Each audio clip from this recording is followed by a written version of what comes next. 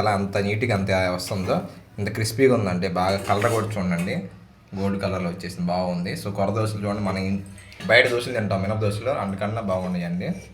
దీంట్లో ఏందండి మనం కొరలు వేసుకుంటాం, అంటే ఇడ్లీ రవ్వ మనం వేసుకుంటాం కదా, దోశలకి ఏమో వేసుకుంటాము, బియ్యం వేసుకుంటాం కదా, దాని బదులు కొరలు వేసుకుంటాము. దాంతోపాటు మినపప్పు కామన్గా వేసుకుంటాము.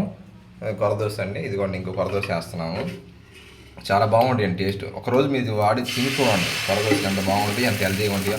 ఇది తిన్నాక చాలా వరకు ఆరోగ్య సమస్యలు అన్నీ తిన్న స్టార్ట్ చేసిన కానీ చిన్న చిన్న కానీ వెళ్తూ ఉంటాయండి, ఆరోగ్య సమస్యలు వెళ్ళిపోతూ ఉంటాయి, ఏమున్నామండి. సో మిల్లెట్స్ని ఒక 60-70% మీకు ఫుడ్లో చేర్చుకుంటే ఇబ్బంది ఉండదండి. సో వైట్ రైస్ని తగ్గించుకోండి, వైట్ షుగర్ తగ్గించుకోండి, వైట్ సాల్ట్ని తగ్గించుకోండి. వైట్కి సంబంధించిన చాలా వరకు తగ్గించుకుంటా ఉంటే మనకి ఆరోగ్య సమస్యలు రాకుండా ఉంటాయండి. సో మనకి హెల్త్ ఈజ్ వెల్త్ అన్నారండి. సో అందరూ దయచేసి ఆరోగ్యం పాటించాలని చెప్పేసి అందరూ ఆరోగ్యంగా ఉండాలని చెప్పి నేను కోరుకుంటున్నానండి. Thank you.